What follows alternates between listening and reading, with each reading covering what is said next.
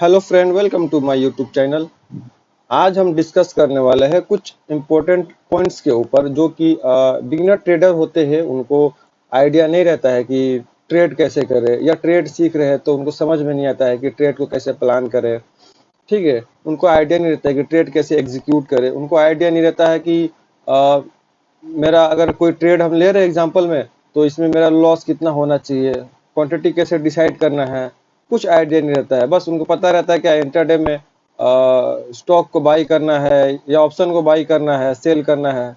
लेकिन उनको नए में कुछ आइडिया नहीं रहता है कि बहुत सारा ऐसा रूल है, नियम है, डिसिप्लिन है, जिसको हमको फॉलो करते रहना है या हमेशा ही फॉलो करते रहना है। ठीक है, तो इसी के ऊपर बेसिकली आज हम डिस्कस करने वाले हैं। कुछ इंपॉर्टेंट पॉइंट्स है जो कि हम आज डिस्कस कर रहे हैं, उसको आप थोड़ा ध्यान से सुनिए, समझिए, समझने की कोशिश कीजिए। ठीक है, फिर उसके बाद से आप धीरे धीरे ट्रेडिंग में सुधार आ सकता है आपका। ठीक है, तो किसी भी चीज को डिसिप्लिन में करने से ना सुधार आता है। तो अभी हम अपना कैमरा को बंद करते हैं और उसको एक्सप्लेन करते हैं। ठीक है,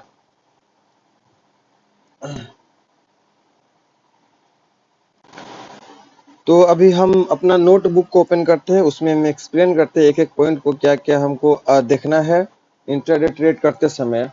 ठीक है, तो इसको बहुत केयरफुली आप लोग ध्यान से देखिए और सुनिए, समझिए। ठीक है, इसमें कोई कोई भी जल्दी करने का जरूरत नहीं है। एक्सप्लेन कर रहे हैं, आप धीरे धीरे इसको देखिए और समझिए। ठीक है, सबसे पहले क्या इम्पोर्टेंट पॉइंट क्या हो सकता है। ठीक है, तो इम्पोर्टेंट पॉइंट क्या हो सकता है हम देखते हैं यहाँ पे।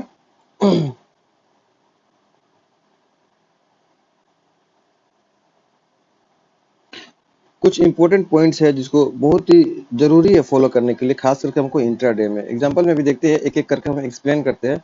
ठीक है, तो अगर सबसे पहले क्या होना चाहिए, अगर हम इंट्राडे ट्रेड कर रहे हैं तो हमको स्किल आना चाहिए। ठीक है, तो उसको स्किल डेवलप करने के लिए हमको क्या चाहिए, हमको सबसे पहले चाहिए प्रैक्टिस।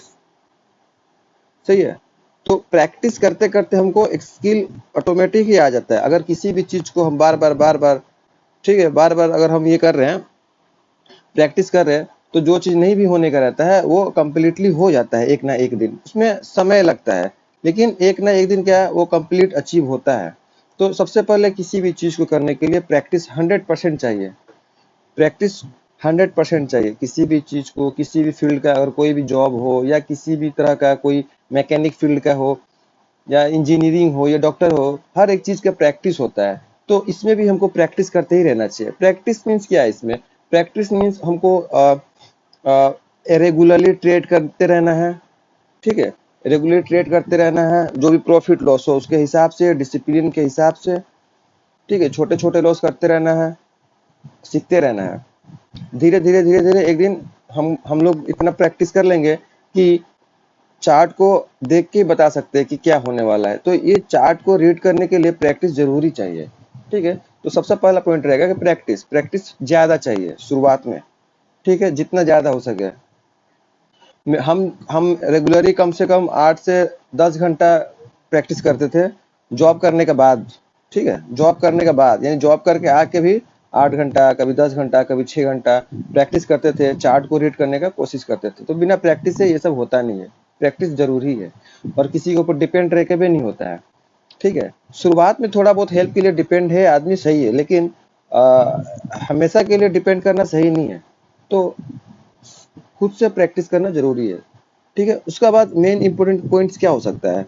तो इंट्राडे ट्रेड हो या किसी भी तरह का ट्रेड कर रहे हैं, चाहे स्विंग ट्रेड हो या इन्वेस्टमेंट हो, कुछ भी अगर ट्रेडिंग हम कर रहे हैं, तो मोस्ट इम्पोर्टेंट यहाँ पे आता है क्या, रिस्क मैनेजमेंट। सही है, रिस्क मैनेजमेंट बहुत ही इंपॉर्टेंट है। बिना रिस्क मैनेजमेंट का आप जाइएगा तो बहुत ही ज़्यादा रिस्क लॉस होने वाला है। तो इसमें रिस्क मैनेजमेंट भी हमको बहुत इंपॉर्टेंट चीज़ लग रहा है, जो कि रिस्क मैनेजमेंट शुरुआत से लेकर एंड तक, यानी जब तक हमको ट्रेडिंग करना है या कर रहे हैं, सीख रहे हैं। मान लीजिए ए पॉइंट है, ये हमारा स्टार्टिंग पॉइंट है, और एंड में जेड पॉइंट, एक एक पॉइंट आएगा एंड पॉइंट, जहाँ पे हम रिलैक्स होंगे, ट्रेडिंग छोड़ देंगे, ये 5 साल या 10 साल या 20 साल, जब भी। तो इसके बीच में जितना दिन भी हम ट्रेड करेंगे, तो वहां पे हमको रिस्क मैनेजमेंट हर ट्रेड का अंदर मैनेज करते ही रहना है। बिना रिस्क मैनेज को मैनेज किए हुए अगर ट्रेड लेंगे तो क्या होगा, कभी कभी हमको लॉस बड़ा हो जाएगा और प्रॉफिट सही नहीं होगा। ठीक है, तो रिस्क मैनेजमेंट हमेशा करते रहना है, छोटा छोटा रिस्क लेते रहना है और ट्राई करना है कि थोड़ा बड़ा बड़ा प्रॉफिट को कैच करें। ठीक है, इसके बाद देखते हैं नेक्स्ट पॉइंट क्या होना चाहिए। रिस्क मैनेजमेंट हो गया ना, तो इसके बाद हम देखते हैं नंबर 3 पे क्या हो सकता है। नंबर 3 में चाहिए वहाँ पे क्वांटिटी मैनेजमेंट। ठीक है, क्वांटिटी को मैनेज करना भी जरूरी है।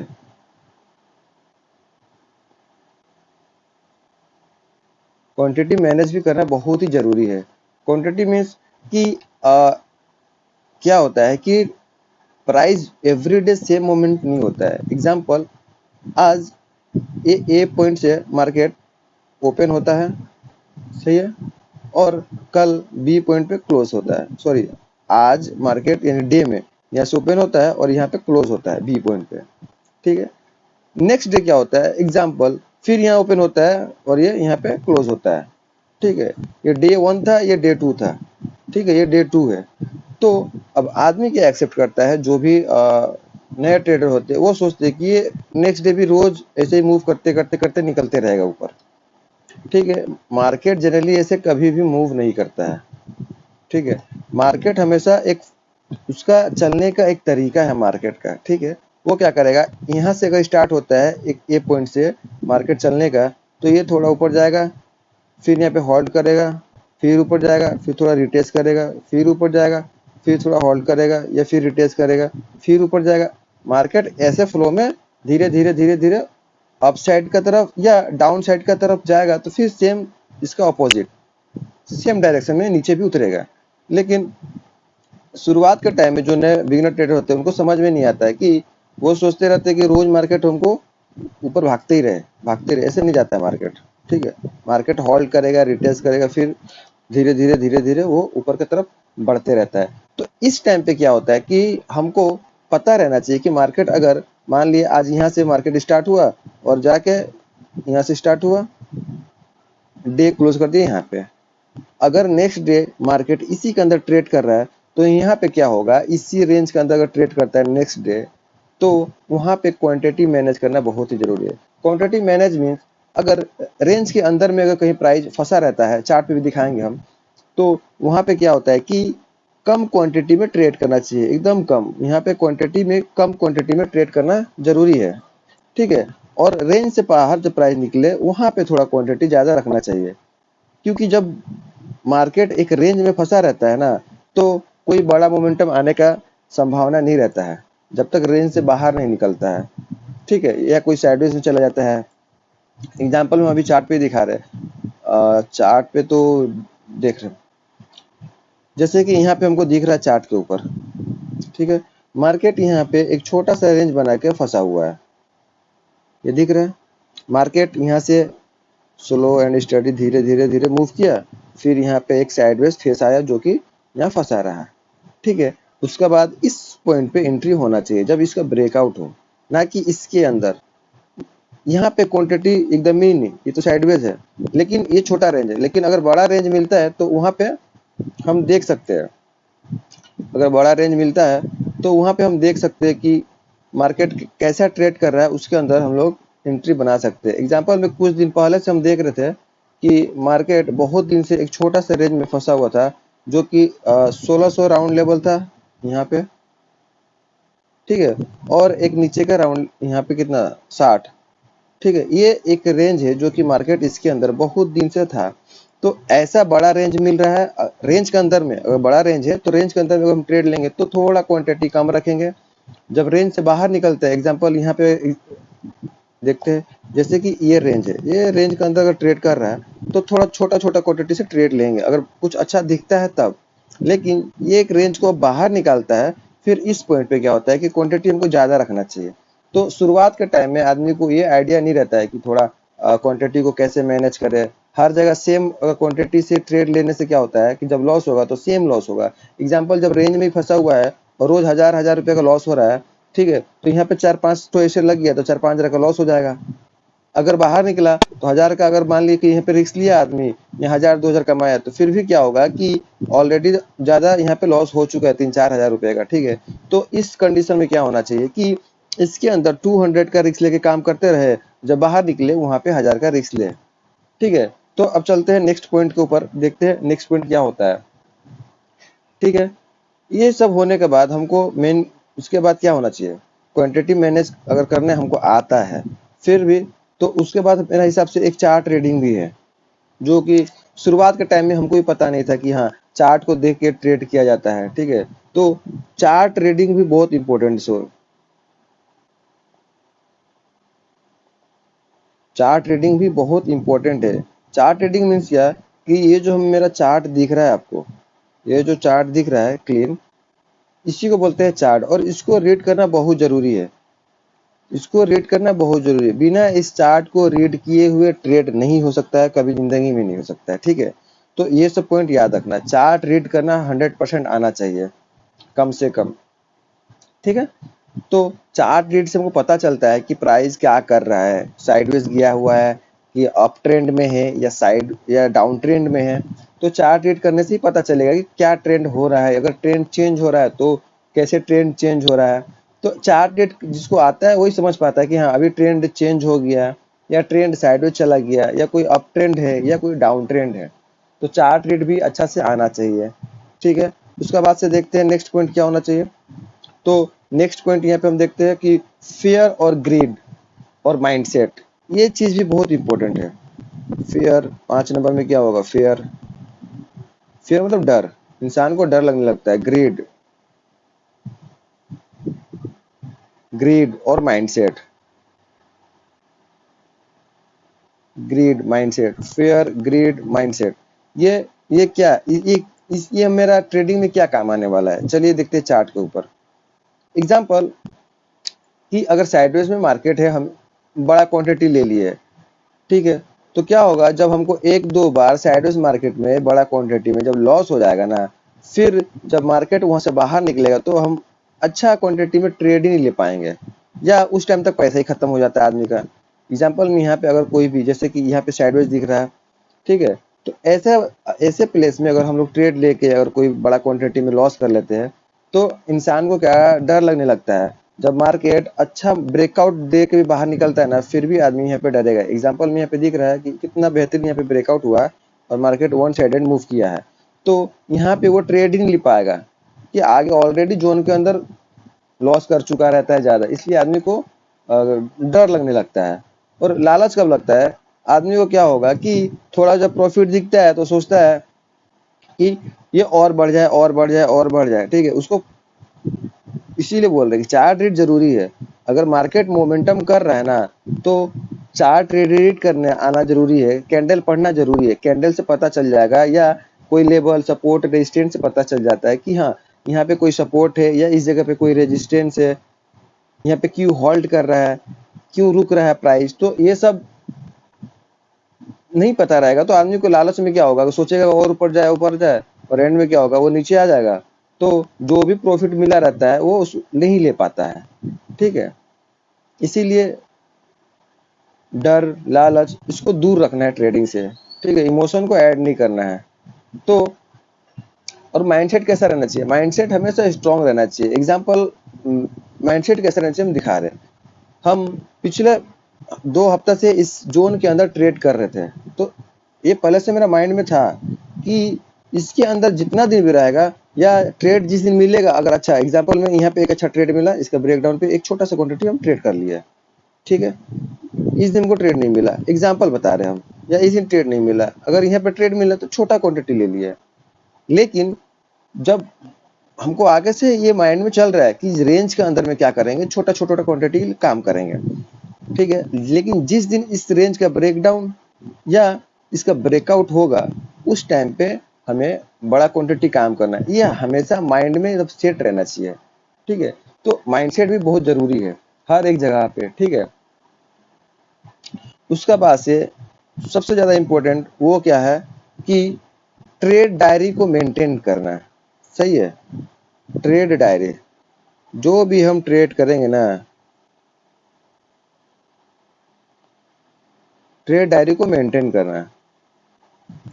क्यों ये जरूरी है, सही है, ट्रेड डायरी को मेंटेन करना क्यों जरूरी है, ट्रेड डायरी को मेंटेन करना इसलिए जरूरी है कि अगर हम जो भी ट्रेड ले रहे हैं, सही है, या उसमें लॉस हो रहा है, ठीक है, या उसमें लॉस हो रहा है या उसमें प्रॉफिट हो रहा है, जो कुछ भी हो रहा है, तो ट्रेड जर्नल हमको बनाना जरूरी है, ताकि वो रिकॉर्ड हम बाद में जाके हफ्ता या महीना में चेक करें कि किस किस दिन पार्टिकुलर मेरा डे पर कहाँ कहाँ एंट्री लिए थे तो मेरा लॉस हुआ था और प्रॉफिट हुआ था, और जहाँ जहाँ लॉस हुआ था तो उसको हम रीचेक कर सके कि हाँ, इस दिन अगर हम यहाँ पे बाई किए थे इस कैंडल पे, तो यहाँ पे हम बाई किए तो क्या रीजन था बाई करने का, प्रॉफिट हुआ तो क्यों मेरा प्रॉफिट हुआ। तो ये सब चेक करने के लिए हमको ट्रेड जर्नल जरूरी है, ट्रेड डायरी जरूरी है। जो भी हम ट्रेड करेंगे एवरी डे का उसको नोट करेंगे, लॉस हुआ तो कितना लॉस हुआ, क्यों लॉस हुआ, जाके चेक करने के लिए, प्रॉफिट हुआ तो कैसे प्रॉफिट हो गया, हर चीज, लॉस हो रहा वो भी, प्रॉफिट हो रहा वो भी। तो या मार्केट मार्केट किसे बिहेव कर रहा है, अभी साइडवेज चल रहा है तो साइडवेज में ट्रेड कर रहे हैं तो कैसे रिजल्ट मिल रहा है, ज़्यादा लॉस हो रहा है कि ज़्यादा प्रॉफिट हो रहा है, ठीक है। तो ये सब हमको पता चलेगा जब भी हम ट्रेड करेंगे और उसको रिकॉर्ड करेंगे, यानी उसको डायरी में लिख के रखेंगे, तो हमको बाद में जाके एनालिसिस करने में हेल्प करेगा, मेरा जो भी प्रॉफिट हुआ है लॉस हुआ है एंड ऑफ मंथ में, ठीक है। तो ट्रेड जर्नल बहुत ज़रूरी है, इसको भी ध्यान पे रखिएगा, ठीक है। तो उसके ऊपर अभी नेक्स्ट देखते हैं। नेक्स्ट में क्या है कि छोटे छोटे जैसे बैड हॉबिट्स है या गुड हॉबिट्स है, उसको क्या करना है। बैड हॉबिट्स, जो भी बैड हॉबिट्स है इंसान के, हैबिट्स, जो भी इंसान के अंदर बैड हैबिट्स है तो उसको इग्नोर करना है, उसको हटाना है, खत्म करना है, ठीक है। सॉरी, जो भी बैड हैबिट्स है उसको हमको धीरे धीरे ट्रेडिंग से खत्म करना है, और जो भी गुड हैबिट्स है उसको धीरे धीरे ऐड करना है। एग्जाम्पल हम दिखाते हैं, ठीक है। ये 7 नंबर पॉइंट हो गया। क्या बैड हैबिट्स क्या होना चाहिए, गुड हैबिट्स क्या होना चाहिए। बैड हैबिट्स मीन्स अगर हम किसी ट्रेड में इंटर है, सही है, अगर हम किसी भी ट्रेड में इंटर है, एग्जाम्पल की तरह पे देख रहे हैं हम कि अगर हम कोई ट्रेड में एंट्री लिए, बाई या सेल कुछ भी, तो हम हमारा जो मेन जो रूल रहेगा उसको फॉलो करते हुए काम करना है। एग्जाम्पल में अगर हम कहीं भी ट्रेड ले रहे हैं तो एग्जाम्पल यहाँ पे हम सेल का एक ट्रेड लिए, हमको दिखा चलिए यहाँ पे ब्रेकडाउन हो रहा, हम सेल किए, तो अगर ये रिवर्स हो रहा है तो हमको, अगर मेरा जहाँ पे स्टॉप लॉस है यहाँ पे, तो हमको यहाँ पे एग्जिट करना होगा, इसको होल्ड नहीं करना है, या क्वांटिटी को और ऐड नहीं करना है सेल का। ये सब बैड हैबिट्स होता है, इसको धीरे धीरे हटाते रहना है। जो भी आपको लगे, आप जो ट्रेड जर्नल देखिएगा, लिखते होंगे तो पता चलता होगा कि आप जो भी गलती कर रहे हैं उसको, गलती को हटाओ, और जो उसमें अच्छा काम कर रहे हैं उसको और ऐड करते रहो, फिर आप धीरे धीरे एक अच्छा ट्रेडर बन जाएंगे, ठीक है। तो और ये कैसे पता चलेगा, जब तक हम ट्रेड जर्नल यानी ट्रेड डायरी नहीं बनाएंगे, यानी ट्रेड जो कर रहे हैं उसको नहीं लिख रहे, तो हमको पता नहीं चलेगा कि मेरे अंदर क्या बैड हैबिट्स है, क्या गुड हैबिट्स है, ठीक है। तो इसके लिए इसीलिए बोले कि ट्रेड जर्नल बहुत ही जरूरी है।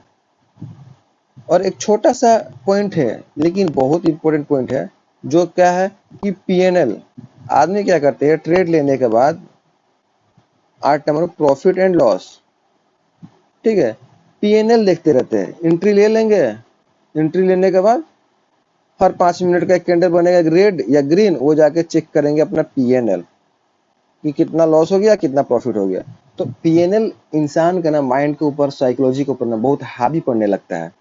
एग्जाम्पल, अगर हम किसी भी ट्रेड में इंटर है, ठीक है, ध्यान से सुनिएगा, अगर मान लीजिए हम यहाँ पे बाई किए हैं, ओके, ये लेवल ब्रेक हुआ, हम बाई कर लिए, प्राइस धीरे धीरे ऊपर जा रहा है, मेरा प्रॉफिट चल रहा है, हम देख रहे हैं प्रॉफिट एंड लॉस में क्या, हाँ 200, 500, 1000 प्रॉफिट चल रहा है। वो धीरे धीरे धीरे अभी क्या होगा, ये नीचे आके कॉस्ट टू कॉस्ट पे आ जाएगा, तो आपका माइंड में क्या चलेगा कि अरे 1000 तो भी दिख रहा था, अभी 0 हो गया, 10, 20 रुपये, 50 पे नीचे जाएगा, यहाँ पे आदमी एग्जिट कर लेंगे। एग्जिट क्यों, क्योंकि उनको 1000 का प्रॉफिट पहले दिखा, अभी माइनस चल रहा है 100, वो 100 माइनस में एग्जिट कर लेंगे। जब एग्जिट कर लेंगे, वो प्राइस जाके पता चलेगा कि ये तो बहुत ऊपर चला गया। अगर वो रुके रहते तो कैलकुलेशन करते, देखते कि अरे इस ट्रेड में अगर रुके रहते तो मेरा तो 3000 का प्रॉफिट होता, ठीक है। तो ये बहुत ही पीएनएल जो देखते रहते ना शुरुआत के टाइम में, ये माइंड के ऊपर बहुत ही ज्यादा असर पड़ता है। ठीक है, तो जब भी इंटर हो कोई ट्रेड में तो कोशिश करो प्रॉफिट एंड लॉस को ना देख के चार्ट पे फोकस करो। चार्ट क्या बोल रहा है, चार्ट क्या कर रहा है, बुलिश है कि बियरिश है। अगर बाई किए है तो अगर कोई ऐसा सिग्नल हमको पता चल रहा है कि हाँ अब ये ऊपर नहीं जाएगा, तो उस टाइम में एग्जिट करना है तो एग्जिट करो, या अपना स्टॉप लॉस को कॉस्ट टू कॉस्ट पे डाल दो। ठीक है, प्रॉफिट एंड लॉस को देखते देखते और ट्रेड करने में दिक्कत आता है, इसीलिए प्रॉफिट एंड लॉस को नहीं देखा जाता ट्रेडिंग करते समय। इंटर होने के बाद प्रॉफिट एंड लॉस को साइड में रख के अपना चार्ट पे हमेशा फोकस करते रहना चाहिए। ठीक है, उसके बाद आता है ट्रेंड आइडेंटिफाई। ये भी बहुत इंपॉर्टेंट चीज है। अगर ट्रेंड आइडेंटिफाई आप नहीं कर पाइएगा तो सही डायरेक्शन में आप ट्रेड नहीं ले पाइएगा, या सही डायरेक्शन में ज्यादा क्वांटिटी नहीं ले पाइएगा। एग्जांपल कि एक लेवल है यहाँ पे और प्राइस यहाँ से ऊपर आया, इसको हिट किया, मींस ये रेजिस्टेंस का जैसा एक्ट किया, फिर प्राइस यहाँ से नीचे आ रहा, तो ये यहाँ से यहाँ तक जो था ये तो अप ट्रेंड था, लेकिन ये जो यहाँ से यहाँ तक आया तो ये डाउन ट्रेंड नहीं माना जाएगा। ठीक है, ये एक छोटा सा रिट्रेसमेंट होगा, फिर ये जब ऊपर जाएगा यहाँ से तो ये एक बड़ा ट्रेंड माना जाएगा। यानी ये ट्रेंड कंटिन्यूएशन रहा, यानी जो अप ट्रेंड चल रहा था इसके ऊपर से फिर से कंटिन्यू रह गया। तो हमको जब भी ट्रेड लेना रहेगा तो ट्रेंड का कंटिन्यूएशन में हमेशा क्वांटिटी अच्छा रखना चाहिए, कंटिन्यू कर रहा है तो। और जब नीचे आता होगा तो हमको इग्नोर करना है या बहुत छोटा क्वांटिटी में ट्रेड करना चाहिए। तो ये पता कैसे चलेगा कि ट्रेंड रिवर्स हो रहा है या अप ट्रेंड जा रहा है या डाउन ट्रेंड जा रहा है? तो चार्ट को रीड करने पूरा आना चाहिए, इसीलिए बोले चार्ट भी रीड करना 100% आना चाहिए, तभी ट्रेड इंट्राडे में पैसा बनेगा, बिना चार्ट रीड किए हुए नहीं हो पाएगा। ठीक है, या किसी एक लेवल है प्राइस इसके अंदर फंसा हुआ है, तो ये हमको पता रहना चाहिए कि साइडवेज ट्रेंड चल रहा है, अभी कोई भी ट्रेंड नहीं है मार्केट में, यहाँ से ना ही अप ट्रेंड है और ना ही डाउन ट्रेंड है। ठीक है, मार्केट एक साइडवेज में फंसा हुआ है, तो ये सब हमको पता रहेगा ना, तो उसके हिसाब से हम ट्रेड लेंगे क्वांटिटी को मैनेज करते हुए। ठीक है, तो इसीलिए ट्रेंड आइडेंटिफाई भी जरूरी है। तो ट्रेंड आइडेंटिफाई तभी होगा कि जब 100% आप अपना एफर्ट डालेंगे चार्ट रीडिंग करते समय, चार्ट को रीड करने में, तब जाके आपको समझ में आएगा कि ट्रेंड क्या चल रहा है मार्केट में, अप ट्रेंड चल रहा है कि डाउन ट्रेंड चल रहा है। ठीक है,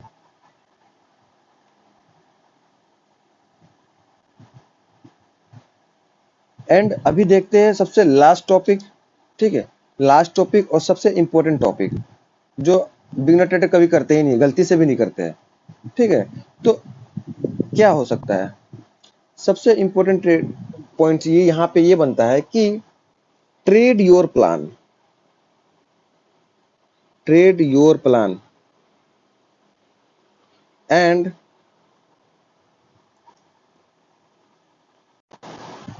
सॉरी, ये नहीं होगा, थोड़ा उल्टा बोल दिया। प्लान योर ट्रेड, ट्रेड जो प्लान नहीं, प्लान योर ट्रेड। क्या ट्रेड करना हमको प्लान पहले करना चाहिए, एक दिन पहले। अगर इंट्राडे कर रहे हम, प्लान योर ट्रेड फर्स्ट।